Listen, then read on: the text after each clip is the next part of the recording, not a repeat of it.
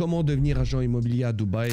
Ce que j'aurais aimé savoir avant de commencer ce métier. Aujourd'hui, on va plonger dans les coulisses de mon métier, agent immobilier à Dubaï. Je vais vous dévoiler tout ce que j'aurais aimé savoir avant de me lancer. Vous avez déjà peut-être pensé à devenir agent immobilier à Dubaï? Perso, quand j'ai démarré, j'étais un peu dans le flou, mais j'ai vite chopé le truc. Tellement vite que j'ai vendu mon premier appart en une semaine seulement. Ça m'a tellement boosté que j'ai décidé de partager mon expérience avec un maximum de monde. Aujourd'hui, je vous livre tout sans filtre, alors restez bien jusqu'à la fin car j'ai une révélation qui va changer votre vision de l'immobilier à Dubaï. Avant de plonger à fond, si vous voulez des conseils quotidiens et des updates en temps réel sur l'immobilier à Dubaï, rejoignez mon canal Telegram. Le lien est juste en dessous dans la description. C'est là que je partage les pépites, des PDF gratuits, alors ne ratez surtout pas ça. Et on passe tout de suite au premier secret pour être performant dans ce métier. Choisir la bonne agence, se former. Il faut commencer par se former et analyser toutes les possibilités qui s'offrent à vous. La première option est de suivre des cours, s'inscrire à une formation qui peut être gratuite ou payante, ou aller dans une agence immobilière qui est prête à vous former gratuitement. Mais il est très important de choisir correctement, car si vous commencez à apprendre et à construire de mauvaises bases de connaissances avec des gens incompétents,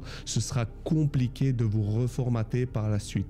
Alors comment bien choisir? Prenons une entreprise dont vous avez beaucoup entendu parler. Pourquoi sont-ils si géniaux? Peut-être qu'ils ont des outils modernes, ils savent quelque chose que les concurrents ignorent, ou bien juste parce qu'ils existent sur le marché depuis longtemps. Vous avez besoin d'une agence immobilière solide qui a déjà démontré des résultats au cours de ces 3 dernières années et qui a les outils et l'expertise nécessaires pour vendre et croître rapidement. Alors, comment savoir et vérifier tout ça? Soit en parlant directement avec le gérant, soit en entrant en contact avec les employés pour savoir depuis combien de temps elle existe sur le marché, quels sont ses résultats, quelle est sa croissance, culture d'entreprise, etc.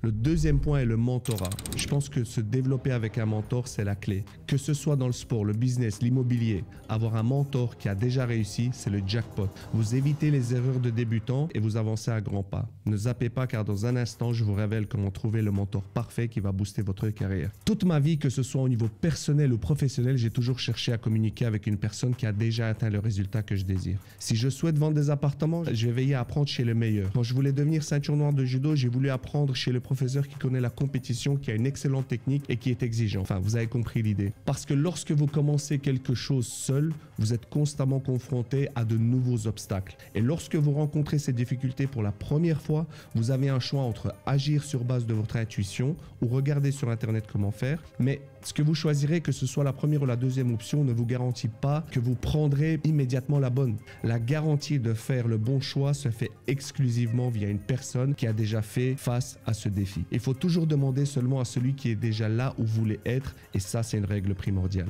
Quand vous travaillez avec un mentor, chaque fois que vous allez bloquer à un stade, vous lui posez la question sur la manière de procéder correctement, comment résoudre le problème. Et il vous donne immédiatement la réponse, vous comprenez? Autrement dit, au lieu d'essayer de comprendre comment agir ou d'essayer d'analyser ce qui est incorrect, de trouver une issue, vous pouvez simplement apprendre immédiatement la bonne solution et l'appliquer avec un mentor. Trouver un bon mentor, c'est pas si compliqué. Vous pouvez trouver un professionnel du secteur expérimenté qui a de bons résultats et sait de quoi il parle. Il montre constamment, par exemple, dans son blog, sur les réseaux ou sur YouTube, qu'il travaille vraiment tout le temps, il est passionné et il gagne bien sa vie. Car les agents immobiliers, surtout à Dubaï, gagnent de très belles commissions de vente. Nos brokers gagnent des commissions commençant à 4 000 € minimum par vente et puis très vite grimper à plusieurs dizaines de milliers d'euros. Un bon agent immobilier qui travaille sans relâche avec un bon entourage ne peut que réussir, c'est inévitable. Et si après tous ces efforts, il n'arrive pas à vendre ou à atteindre une certaine liberté financière, ça signifie qu'il fait quelque chose de mal et vous ne devriez pas le prendre comme exemple. Vous allez simplement répéter ces erreurs. Alors ici, on est déjà à mi-chemin et si vous n'avez pas encore checké mon canal Telegram, les amis, c'est le moment. J'y poste souvent, comme j'ai dit, des infos relatives à l'immobilier à Dubaï et la vie à Dubaï en général. Soyez à l'affût car je m'apprête à vous partager la stratégie qui a fait décoller mon business dans l'immobilier. Alors, faut-il travailler en agence ou en solo? Au début, optez pour une agence. Ils vous apprendront les ficelles du métier et croyez-moi, vous gagnerez plus avec eux qu'en solo. Si vous commencez à travailler avec une agence, vous devez partager la commission de vente qui tourne en moyenne aux alentours de 50%. C'est-à-dire que certaines agences paient moins, d'autres plus, mais tout dépend de ce qu'elles vous apportent. Perso, je conseille toujours de travailler dans une agence, au moins pour commencer, car elle peut tout vous apprendre et fournir tous les outils nécessaires pour vendre des leads, des supports, de la visibilité, etc. etc. Vous me suivez? Donc, quelle importance du pourcentage que vous donnez à l'entreprise si elle vous permet de gagner plus et de grandir plus vite. Il faut savoir aussi qu'être agent immobilier, c'est être son propre boss. Pas de discipline, pas de revenus. Le salaire sera à hauteur de vos efforts. Faire le strict minimum ou manquer de discipline vous fera tout simplement perdre de l'argent. Un agent immobilier ne gagne du cash que lorsqu'il fait quelque chose, c'est-à-dire lorsqu'il a fourni un service à un client et que le constructeur tel que Damac, Emma ou Oro le paye. Donc ici, comme un véritable entrepreneur, vous devez vous réveiller chaque jour et vous demander que puis-je faire de mieux aujourd'hui. Soyez proactif et cherchez toujours à vous améliorer. Il y a deux possibilités. La première où vous attendez qu'on vous reproche de ne rien faire et la seconde où vous vous approchez de votre mentor et demandez que puis-je faire maintenant pour obtenir des résultats plus rapidement, être plus efficace. Et si vous voulez devenir agent immobilier, vous devez vraiment comprendre que vous devez passer par la deuxième option. Vous n'êtes pas fainéant, c'est simplement votre environnement et votre éducation qui sont responsables. Dans un environnement proactif de type entrepreneurial, vous changerez de perspective et allez adopter une méthode et rigueur de travail assidue qui vont vous apporter les résultats escomptés. Il faut sortir de sa zone de confort. Et je vais vous dévoiler pourquoi cet état d'esprit est crucial, peu importe votre âge ou votre expérience. Et enfin, qui peut devenir agent immobilier? Eh bien, tout le monde. Beaucoup de gens pensent que l'immobilier, c'est juste pour les adultes parce qu'en général, la majorité d'entre vous a un agent immobilier dans son entourage. Le plus souvent, cette personne est un adulte d'un certain âge. Tout le monde sait que jusqu'à récemment, les jeunes en général n'étaient pas associés à cette profession, mais aujourd'hui, tout change. Et il faut comprendre que ce métier convient en général à tout le monde. C'est-à-dire que si vous êtes jeune, ça signifie que vous avez une capacité d'apprentissage plus rapide, telle une éponge. Vous avez juste plus d'énergie en vous et vous pouvez atteindre un certain niveau et bien gagner votre vie plus rapidement.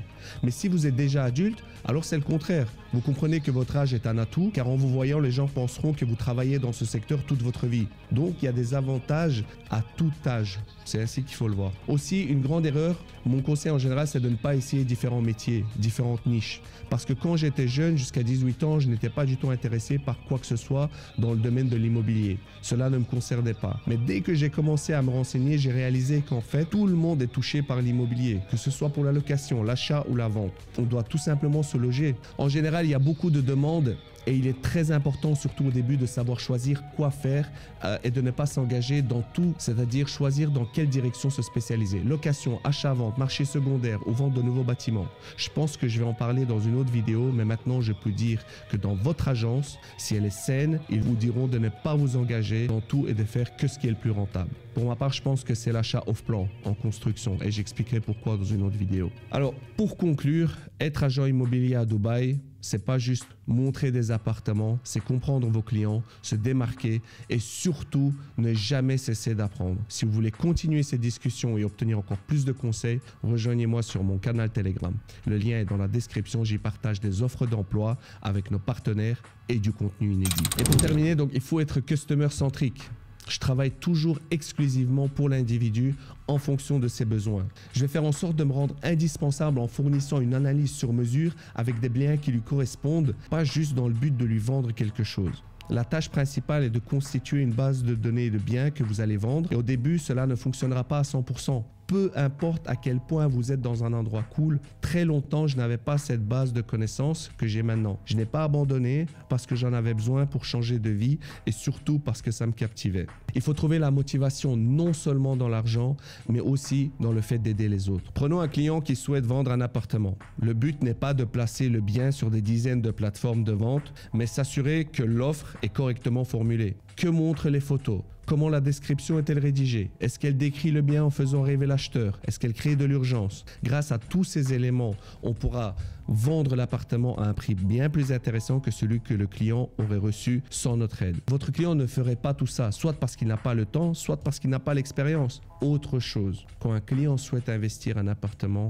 il faut déterminer un maximum ce qu'il veut, analyser ses besoins de manière précise, ce qu'il y a en termes d'infrastructures, de jardins d'enfants, commerce, école, piscine, etc. aux alentours qui doivent être à proximité de cet appartement. Et lorsque vous effectuez la recherche, regardez consciemment comme pour vous-même, en filtrant parmi les milliers d'options, trouvez vraiment les meilleures et proposez.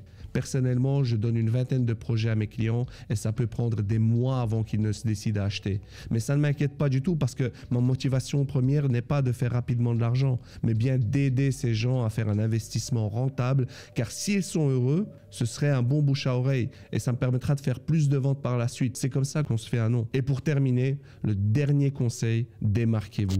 Soyez classe, gentil, humain, avenant.